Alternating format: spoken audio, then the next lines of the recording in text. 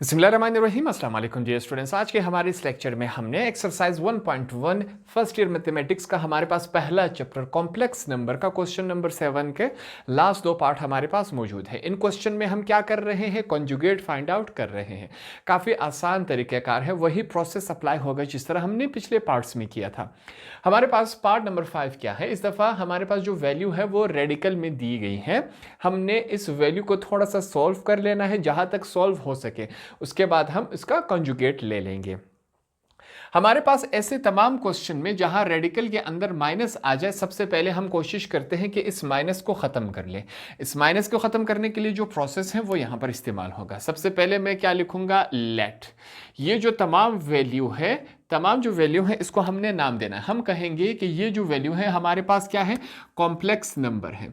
Complex number को हम z से जाहिर करते हैं। क्या है हमारे पास वैल्यू 8/3 प्लस हमारे पास होल का रेडिकल क्या है, -25/16। अब यहां पर आपने बात ध्यान में रखनी है, ये जो माइनस है वो 25 का भी है और 16 का भी है। ये इन दोनों का है, इस वजह से यहां पर सेंटर में लिखा गया है। तो हमने सबसे पहले इस तमाम वैल्यू को z के बराबर लिया। z हमारे पास क्या होता है, कॉम्प्लेक्स नंबर हमारे पास z होता है। इसको आगे सॉल्व करते हैं। सबसे पहले हम लिखेंगे z is equal to 8/3 plus हमारे पास वैल्यू क्या है, इसको चेक करते हैं। यहां पर देखें, मैं लिखूंगा -25 को हम किस शक्ल में लिख सकते हैं, 25 को हम लिख सकते हैं 5 का स्क्वायर। नीचे 16 को मैं किस फॉर्म में लिख सकता हूं, 4 का स्क्वायर। ये जो हमारे पास रेडिकल, इसको थोड़ा सा आगे लेकर -1 के साथ मल्टीप्लाई करवा देंगे। ठीक है, सॉरी, इस माइनस को अब मिटा देंगे। अगर हम दोनों वैल्यूज को चेक करें, लिखने में डिफरेंस है, मगर ये भी -25/16 है, ये भी 25/16 है हमारे पास। देखें, 5 का स्क्वायर क्या होता है, 5 5 जार 25। 4 का स्क्वायर क्या होता है, 4 4 जार 16। -1 हमारे पास यहां पर मौजूद है। ठीक है, दोनों वैल्यू सेम है, सिर्फ लिखने में डिफरेंस है। नेक्स्ट स्टेप में हम क्या करेंगे, इनको क्या करेंगे, अलग अलग करके लिखेंगे। ये जो रेडिकल है हमारे पास, यहाँ पर रेडिकल एक ही जगह लिखा गया है। हम क्या करेंगे, इस रेडिकल को अलग अलग करके लिख सकते हैं। कैसे लिख सकते हैं, यहाँ पर चेक करें।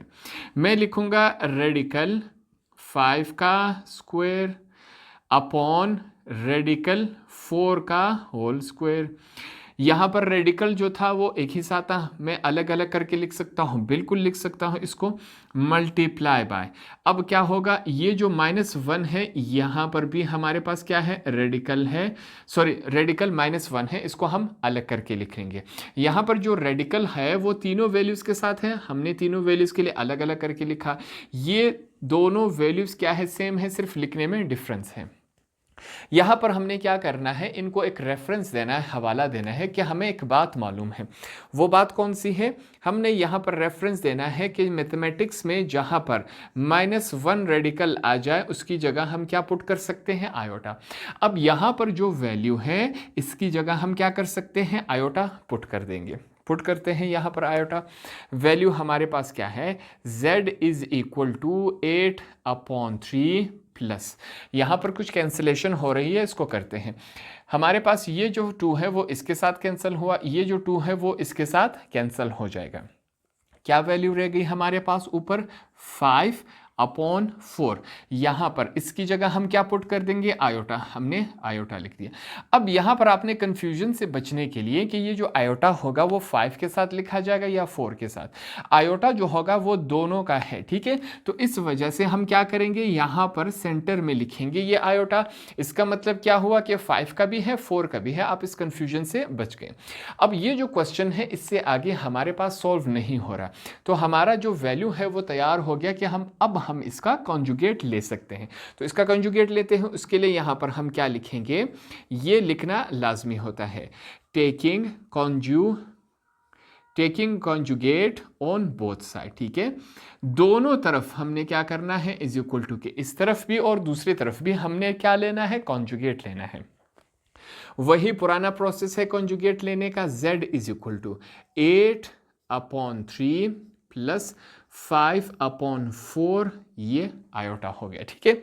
कंजुगेट लेने का प्रोसेस क्या है, इसके ऊपर हमने यू लाइन लगा लेनी है। इसका मतलब क्या है, अब इस वैल्यू का हमने कॉन्जुगेट लेना है। कॉन्जुगेट में हम क्या करते हैं, जो हमारे पास साइन होगा सिर्फ ये वाला साइन हमने चेंज कर लेना है। 8/3 पॉजिटिव है तो हमने इसको नेगेटिव करवा दिया। ये हमारे पास क्या हुआ, आंसर हुआ। इस वैल्यू को थोड़ा सा सॉल्व करके हमने इसका कॉन्जुगेट ले लिया, हमारे पास आंसर इस फॉर्म में है।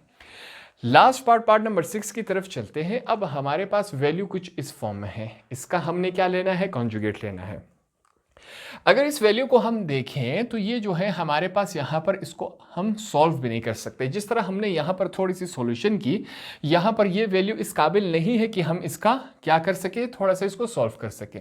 इस वैल्यू को चेक करते हैं। सबसे पहले हम क्या करेंगे, इनको मैं लेता हूँ लेट, फर्ज करें इस तमाम वैल्यू को हम क्या लेंगे, एज अ कॉम्प्लेक्स नंबर। हमारे पास क्या है, कॉम्प्लेक्स नंबर को हमने ये ले लिया 7/4। यहाँ पर इस एक्सरसाइज के स्टार्ट में मैंने आपको बताया था कि हमारे पास एक फार्मूला है। वो फार्मूला क्या था, z is equal to a plus b iota. ये हमारे पास क्या था, फार्मूला था। अगर इन दोनों वैल्यूज को चेक किया जाए, यहां पर फर्क क्या है, आयोटा वाली वैल्यू पहले है और सिंपल वैल्यू बाद में है। हमारे फार्मूले के मुताबिक सिंपल वैल्यू पहले है, आयोटा वाली वैल्यू बाद में है। तो हम इस क्वेश्चन में क्या कर सकते हैं, थोड़ा सा रीअरेंजिंग कर लेते हैं।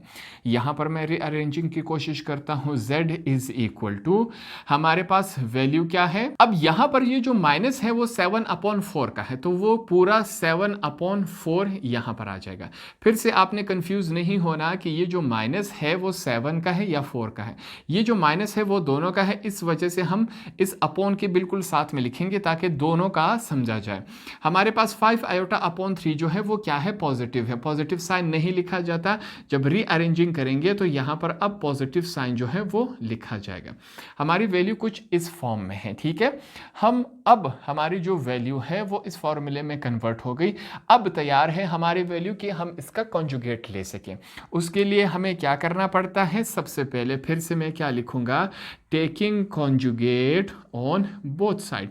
ये बात आपने लाजमी लिखनी है, ठीक है, ताकि उन्हें पता चल सके आपने कौन सा स्टेप किया हुआ है। अब हम इसका कॉन्जुगेट लेते हैं। हमारे पास वैल्यू क्या है, z is equal to -7/4। Value क्या है हमारे पास, +5/3। अब हम क्या करेंगे, इसका कॉन्जुगेट लेने के लिए इस तरह हम एक स्ट्रेट लाइन लगाते हैं ताकि हमें पता चल सके कि हम इसका कॉन्जुगेट ले रहे हैं। कॉन्जुगेट लेते हैं, z is equal to -7/4। Conjugate में क्या करते हैं, दो वैल्यूज के बीच वाला साइन सिर्फ चेंज होगा।